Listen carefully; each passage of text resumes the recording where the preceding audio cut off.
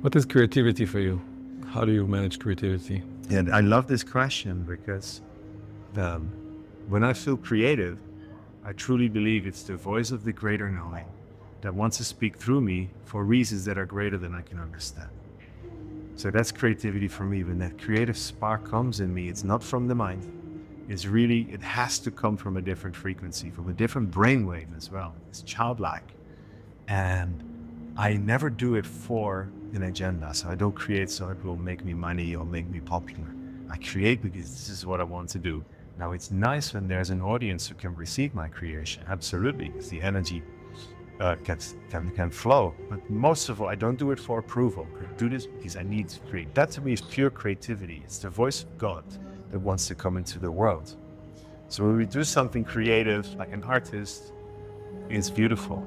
Sometimes then people observe whatever we're creating and they will copy it because they can see the effect it has. So when you see content creators online now, they're usually not really creators. They're just copiers of concepts and they bring that content into the world. But if their agenda isn't pure, divine sort of like creativity, but the agenda is removed from the whole ecosystem. Like, I just want to build my own multi-billion-dollar business and I don't care about the rest. And it's like a cancer cell in your human body. It starts growing off on its own.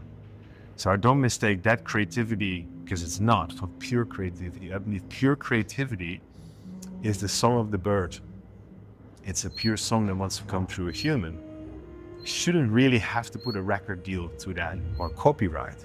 It just wants to be heard. Now, sometimes it helps. It can spread into the world through a commercial channel. I'm not saying it's wrong, but you get the point. That is pure creativity, and it's magnetizing because we can hear and feel the voice of the divine in it. That's that creativity, wow. And it has a bigger purpose than the creator or the channel often understands. And Bob Marley didn't know how much his music would affect the whole world after his death, but he was surely in that creative channel, just bringing that music no matter what. He didn't care if they would pay him. You can see he was that pure creator. And that music was so unique and so magnetizing. Even if you were to copy it, call it reggae music, it wouldn't be the same. Your channel.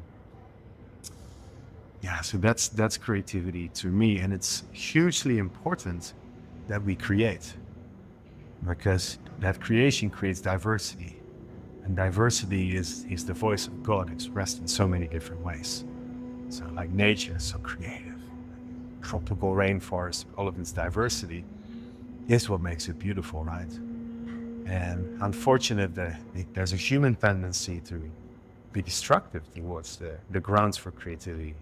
So wherever we go, we start polluting the place and we start creating all these structures that are diminishing the ecosystem and all of its diversity. You turn on the radio and all the voices on the radio start sounding the same. And we're not actually supporting true creativity anymore. We're just oftentimes seeing, well, that creative voice is very commercially valuable. That type of pig that grows really fast and the meat is all tender, let's grow millions of that pig. That banana is so nice and big, pest resistant, let's grow that banana. So we're actually narrowed the diversity in the world. But to me, that's the same as narrowing the level of creativity. And we start seeing the value of the creation only a commercial eye. Or is it valuable to our corporate systems, to our, in terms of food, to our food supply, rather than just seeing the beauty of diversity for what it is, right? How do we then become more creative? How do we release ourselves from that grip? This takes courage. Courage, your courage to be in the heart. And the courage to allow what wants to be created through us to move regardless of the circumstances, regardless of the conditions, regardless if we get paid for it, regardless if it keeps us safe within the economic system. If we have to, I believe, release all these safe structures, at least for me, in order for that creative voice to truly flow. Yeah, for me, and then we have to carve out a space for it, creative space. Creative space is where we are taking time to drop into the heart. Collectively. So if you're in a co-working space, can can be a very creative space, but can also be spaces very headstrong, very result driven. Might not be the most creative space. You can measure brainwaves, and I forgot the names, but I do believe it's an alpha brainwave that's more beneficial towards creation. So when you just wake up in the morning in that fuzzy space, you know, before you turn on your phone or into the space where all the thoughts can come in, that's a brainwave. And I manage sometimes on days when it comes to me to stay on that brain the whole day and to be childlike and to be creative. And those around me, let's say if I create in the kitchen, they start dancing to that same wavelength. I can actually hold that space so they can join too, either supporting the creation that wants to come through me or getting creative for themselves. And then when someone from the outside walks into this creative space and they get curious and they want to know what we're doing, we usually kick them out because you're like, you're on a different frequency right now and this is not matching the vibe. And think about nature sometimes, and I mentioned earlier, if you walk into nature on this brainwave, nature sort of rejects you because it's a different way.